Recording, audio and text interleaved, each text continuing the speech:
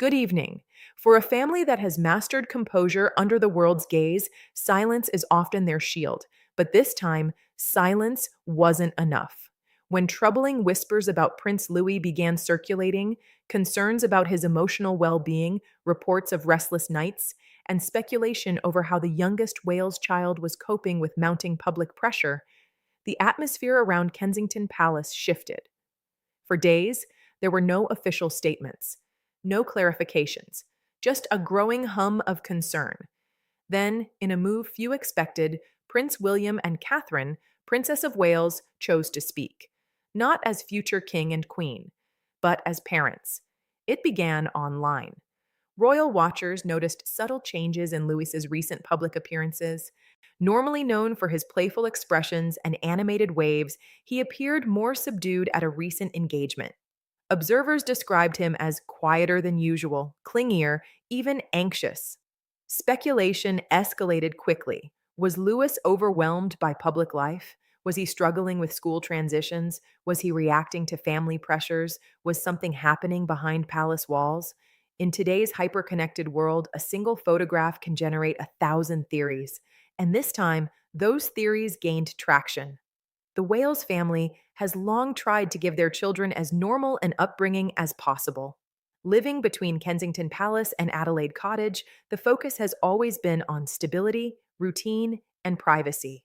But Louis, now growing into his own personality, is no longer a toddler charming crowds from a balcony. He's aware, he listens, he observes. Sources close to the family have consistently emphasized that the children are shielded from media narratives. Yet no royal child exists entirely outside public consciousness. The pressure is subtle but constant, and when whispers began suggesting Louis had been deeply unsettled by recent royal tensions and global headlines, public concern intensified. According to insiders, what prompted William and Catherine to speak wasn't media speculation, it was the tone. The narrative was shifting from curiosity to alarm. Some outlets suggested Louis was experiencing emotional distress tied to family controversies. Others hinted at deeper struggles. None were confirmed, but all were intrusive. And so, in a carefully coordinated but heartfelt moment during a community engagement focused on children's mental health, William addressed the matter gently but directly. William's words. Standing before a small audience of parents and educators, William paused before beginning his prepared remarks. Then he added something personal.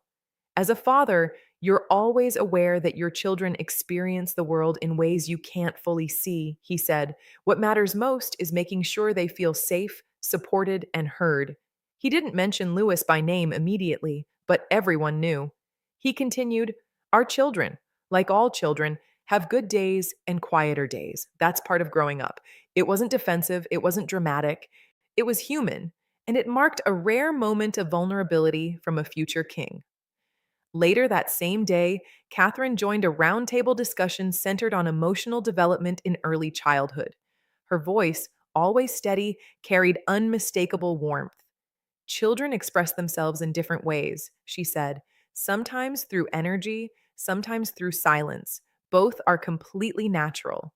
She smiled softly before adding, Louis is a joyful, spirited little boy. He's also sensitive, thoughtful, and deeply connected to his family. It was the first time she had publicly described him in such intimate terms. The message was clear. There is no crisis. There is no hidden turmoil. There is simply a child growing up under extraordinary circumstances.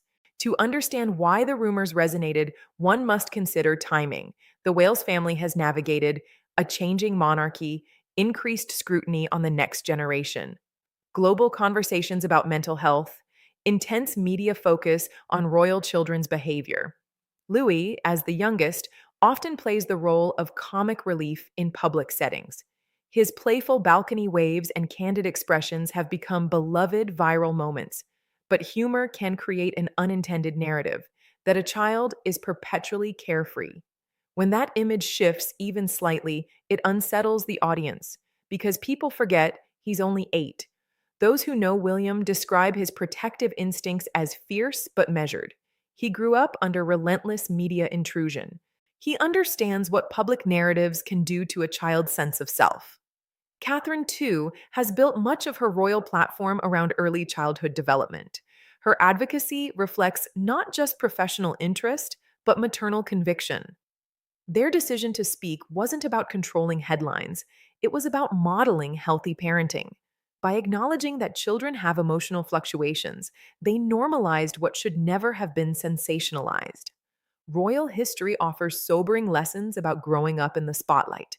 William himself has spoken previously about the challenges of being photographed at vulnerable ages. He has worked closely with media organizations to establish boundaries around his children. Yet boundaries in the digital era are porous. A photograph travels instantly, a gesture becomes symbolic, a fleeting expression becomes interpreted. In breaking their silence, William and Catherine subtly reminded the public that behind every image is a real child, not a character, not a symbol, a son. Observers often describe the Wales siblings, Prince George, Princess Charlotte, and Louis, as a tightly bonded trio. George carries the quiet gravity of future responsibility. Charlotte displays poised confidence beyond her years. Louis brings warmth and spontaneity, but as the youngest, Louis also occupies a unique emotional space. Younger siblings often absorb family moods keenly. They react intuitively. If tensions rise in the broader royal narrative, he may sense them, even if he doesn't fully understand them. That sensitivity is not weakness, it's awareness. The response was overwhelmingly supportive. Parents praised the couple for humanizing the situation. Mental health advocates applauded the normalization of emotional fluctuation. Social media, often a breeding ground for speculation, shifted tone. Messages of love and encouragement replaced concern driven theories. In addressing the issue calmly, William and Catherine diffused it. Transparency, even partial transparency, can dismantle rumor far more effectively than denial. The late Queen Elizabeth II adhered to a philosophy of never explaining. William and Catherine represent a nuanced evolution of that doctrine. They do not overshare, but they do contextualize. They understand that today's monarchy survives not only through mystique, but through relatability. And nothing is more relatable than parental concern. Friends of the family describe home life as grounded and affectionate. Louis reportedly enjoys outdoor play, sports, and art projects. He shares a mischievous humor with his father and a deep emotional closeness with his mother. The family prioritizes structured routines, limited screen exposure, open conversations about feelings. If Louis has experienced quieter days, they are met with support, not panic. Experts in child development note that public visibility can amplify normal developmental phases. A shy day becomes worrying. A distracted glance becomes distress. A serious expression becomes sadness. William and Catherine's intervention gently recalibrated perspective. Children are allowed complexity, especially royal children. This moment may shape how the Wales family handles future speculation. Rather than retreating entirely, they may continue offering small windows of reassurance when necessary. It's a delicate balance. Too much detail invites intrusion, too little invites imagination. This time, they found the middle ground. In a quieter moment during the same engagement, William was overheard speaking to another parent. Children teach you more than you teach them, he said. The remark, though simple, reflected growth.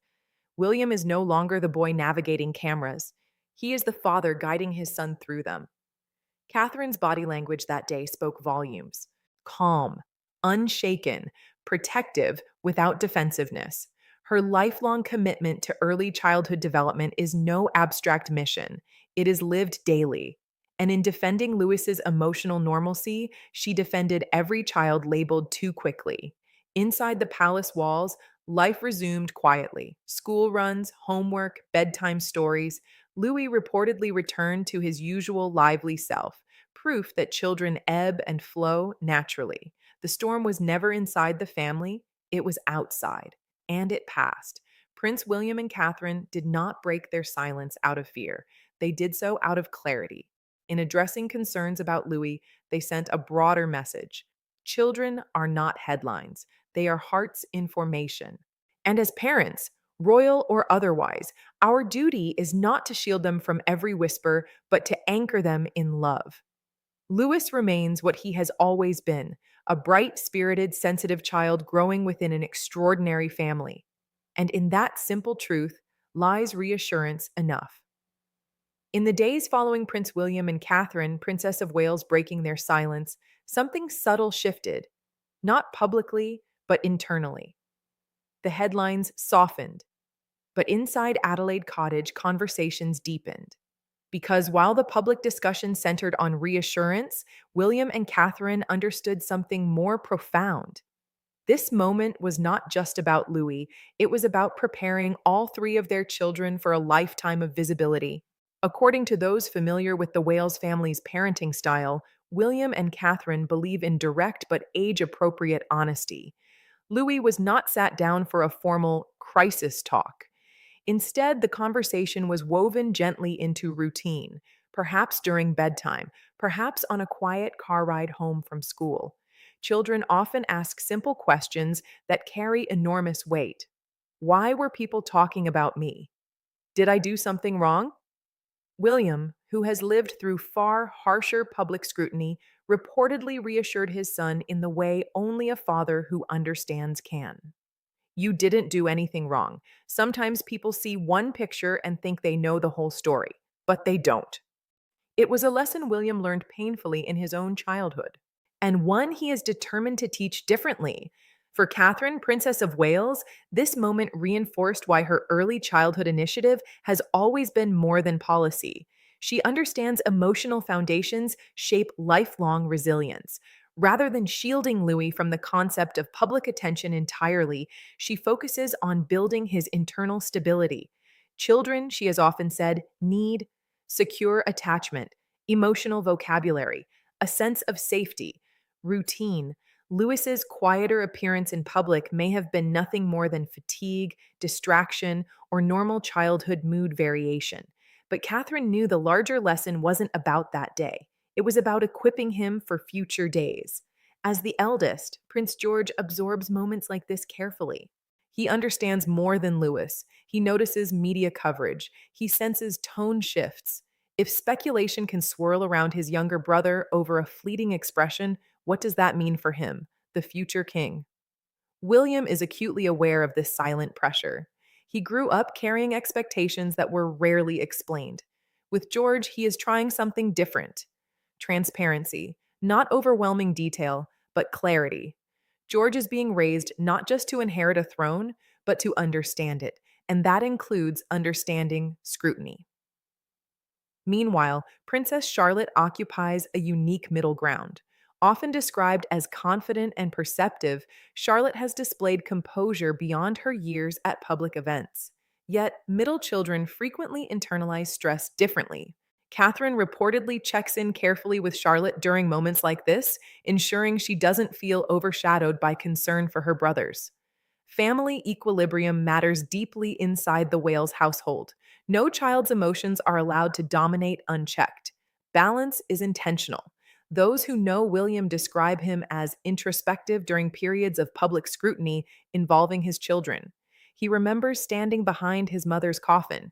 He remembers intrusive lenses. He remembers being interpreted by strangers.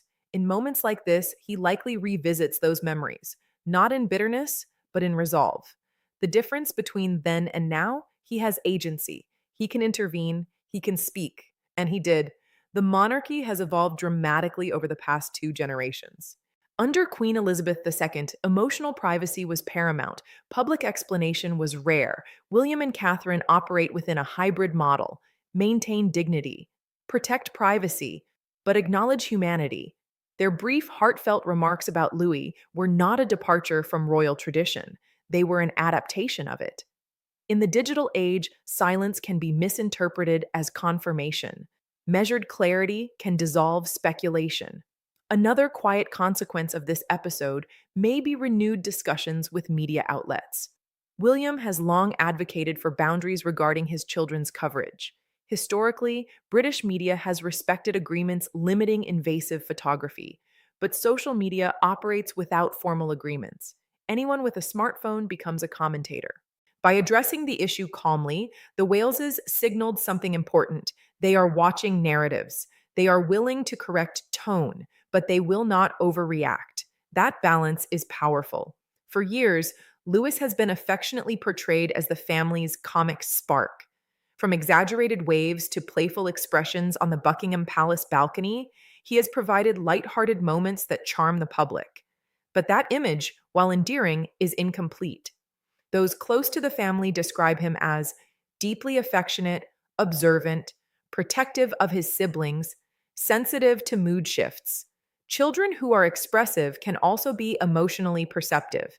If Louis seemed quieter recently, it may have been reflection, not distress, and children are allowed reflection.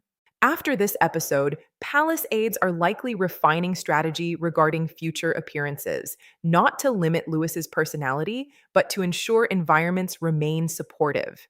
This may include shorter public exposures, more informal settings, greater spacing between high profile events. The goal is not image management, it is childhood preservation. Interestingly, this moment may have strengthened public empathy toward the Wales children. The narrative shifted from gossip to guardianship. Many parents saw themselves reflected in William and Catherine's remarks. The monarchy, often perceived as distant, felt momentarily close. And that emotional connection builds long term goodwill. The Wales children are growing up during a transitional monarchy. King Charles III reigns with decades of preparation behind him. William stands visibly as heir. The next generational shift is already imagined by the public. That means George, Charlotte, and Louis are not abstract future figures. They are watched as symbols of continuity. Moments like this remind everyone that continuity depends on healthy individuals, not just titles. Resilience is not innate, it is built through honest conversation, emotional validation, stable routine, parental modeling. By publicly normalizing emotional fluctuation, William and Catherine modeled resilience not only for their children, but for the public. Louis may never remember this particular news cycle in detail, but he will remember how his parents responded calm, protective, unashamed. There was a time when royal children were expected to appear perfectly composed at all times, no visible discomfort, no deviation. That expectation has softened. Today, authenticity is valued over perfection. If Louis is playful one day and serious the next, that variability humanizes the monarchy, and humanization strengthens relatability. The next major royal event will inevitably include a balcony appearance. When Louis steps forward again, smiling, waving, or perhaps standing quietly, it will carry layered meaning, but inside the Wales family, it will simply be another family moment. Because the headlines have passed, the lesson has been absorbed, and the bond has strengthened. Prince William and Catherine did not overexpose their son. They did not dramatize his emotions. They did not attack speculation. They reframed it. They reminded the world that royal children are still children. And in doing so, they achieved something subtle but profound. They turned a worrying rumor into a conversation about emotional normalcy. Louis remains what he has always been, a bright, evolving child surrounded by fierce love. And perhaps that is the real story. Inside Adelaide Cottage, evenings became sacred. No briefings, no strategy meetings, no headlines, just family. Those closest to Prince William say the Prince of Wales made a deliberate decision. His son would never feel alone in uncertainty. Instead of brushing aside questions about illness or change, William leaned in. When Louis asked hard questions, his father answered in simple truths. When Louis grew quiet, William didn't rush to fill the silence, he sat with him. Observers note that William's approach reflects a generational shift within the monarchy. Where previous eras emphasized emotional restraint, William appears committed to emotional presence. Royal historian commentary suggests this evolution is no accident. Having grown up under intense public scrutiny and experiencing personal loss at a young age, William understands how confusion can magnify fear. Now, he is determined to break that cycle. Meanwhile, Catherine, Princess of Wales, continued to demonstrate the composure that has defined her public role. Friends describe her response as steady, reassuring, and instinctive. She created small rituals, evening board games, garden walks, drawing sessions, storytime traditions revived from earlier years. These routines may seem ordinary, but within royal life, consistency is powerful.